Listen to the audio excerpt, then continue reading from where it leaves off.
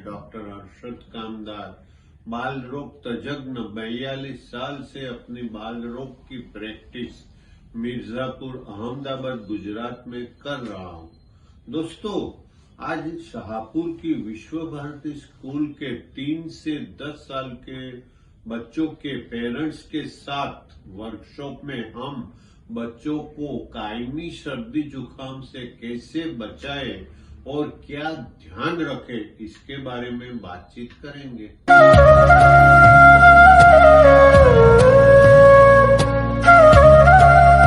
बच्चे को बार बार सर्दी जुकाम क्यों होता है?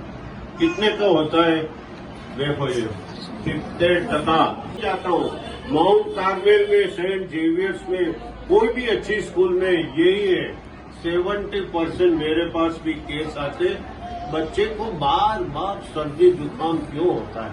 देखो, हर सीजन में एक बार सर्दी होना मुनासिब है, क्योंकि जो सीजन बदलती है तो उसके वायरस होते। बच्चों की नाक की त्वचा बहुत कोमल होती है हमारे से, और दूसरा बच्चों की इम्यूनिटी बहुत कम होती है। इम्यूनिटी का हमने कोरोना काल में बहुत सब सुन लिया है, देख लिया, समझ लिया। दोस्तों, छोटे बच्चों के नाक की स्किन बिल्कुल कोमल होती है और इसकी इम्यूनिटी कम होती है, इसलिए बच्चों को बार बार संक्रमण होता है। लेकिन अगर बच्चे को पूरी साल कायमी सर्दी जुकाम रेवे तो बच्चा और उसके साथ पूरा परिवार हैरान परेशान हो जाता है। अब इससे बच्चे को कैसे बचाए, ये किस वजह से होता है, ये अब हम जानेंगे। सर्दी जुकाम वायरस संक्रमण से होता है, जो बदलती सीजन में 1-2 बार सबको दिखता है और 5 से 7 दिन में अपने आप अच्छा हो जाता है। लेकिन बच्चे को अगर बार बार सर्दी जुकाम के अटैक आएंगे तो कितनी परेशानी होगी। इसका सबसे पहला और मेन कारण है नाक की एलर्जी। बदलते सीजन, बढ़ता हुआ प्रदूषण, धुआं, हाउस डस्ट, हाउस माइट्स, हवा में उड़ते पोलन, मट्टी, ये सब एलर्जन है। इसके संपर्क में आते ही नाक में इचिंग होकर छींके आना चालू हो जाता है और नाक में से पानी निकलने लगता है। बच्चे को हर टाइम बुखार आता नहीं है, सिर्फ साथ में इन्फेक्शन हो तो ही बुखार आता है। हमें एलर्जी से दूर रहना चाहिए।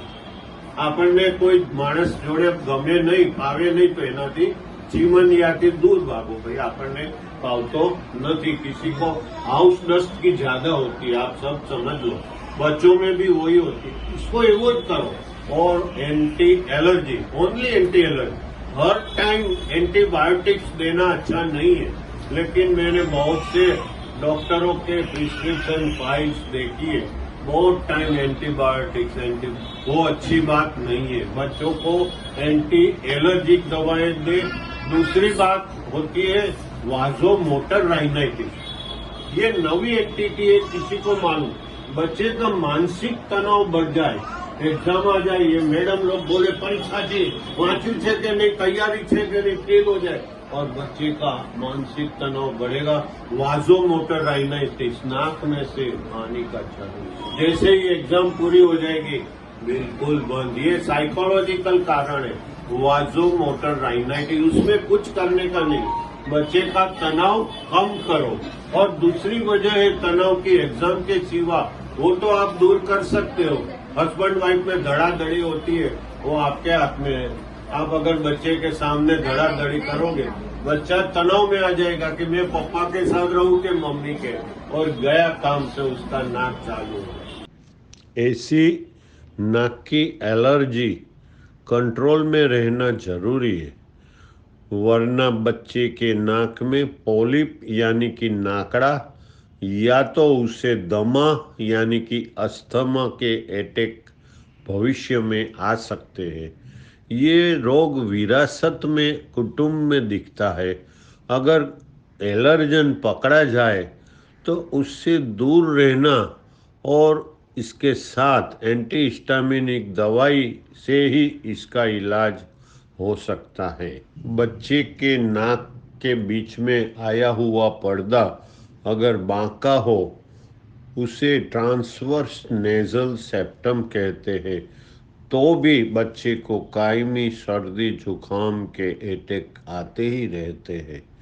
ईएनटी सर्जन इसकी तपास करके सर्जरी से इसे करेक्ट कर सकते हैं और करेक्शन के बाद ये सर्दी जुकाम के अटैक कम हो जाते हैं। नाक के आजू बाजू के पोलान जिसे हम पेरानेजल साइनसिस कहते हैं वो अगर संक्रमण से या तो एलर्जी से भरे हो तो बच्चे को कायमी सर्दी जुकाम रहता है।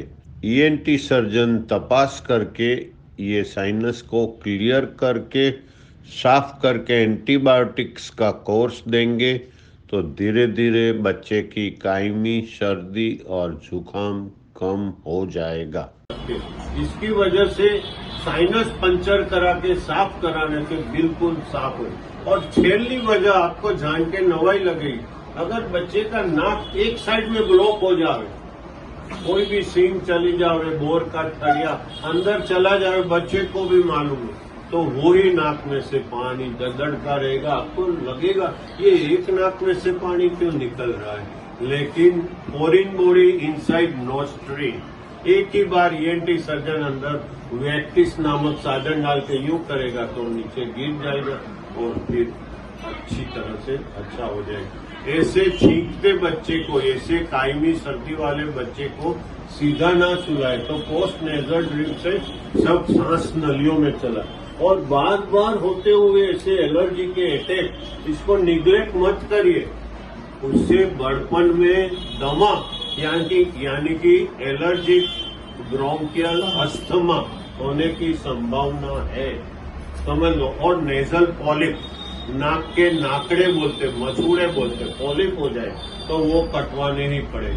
और हमने देखा है ये सभी एलर्जी के रोग वारसागत हैं। ऐसे कायमी सर्दी जुकाम वाले बच्चे के माँ बाप ये सब बातें मैं बता रहा हूँ वो ध्यान में रखें। सबसे पहले बच्चे का मानसिक और सामाजिक तनाव कम करें। दूसरा, बच्चे को एलर्जन से दूर रखें। पानी निकलते नाक को जोर से ना छींके वरना संक्रमण कान में चला जाएगा। नाक में पानी निकलते बच्चे को ऊंधा सुलाए जिससे सांस नली में ब्लॉकेज या संक्रमण ना हो जाए। बच्ची को नाक में डाल सके ऐसी चीजें, मोती, ठलिया या सींग ना दे। बच्चे को एक बार ईएनटी सर्जन को दिखाकर polyp, transverse nasal septum, sinus allergy और फॉरिन बॉडी की तपास करा के उसकी सारवार कराएंगे तो बार बार होती हुई सर्दी और जुकाम को हम मिटा सकेंगे।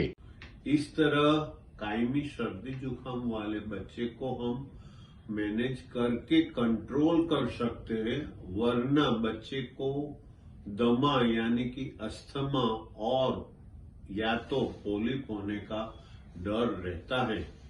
दोस्तों, अगर आपको मेरी ये वीडियो अच्छी लगी हो तो इसे लाइक करना ना भूलें और मेरी चैनल को आप सब्सक्राइब करें ताकि आपको मेरी आने वाली हर एक वीडियो की माहिती मिलती रहे।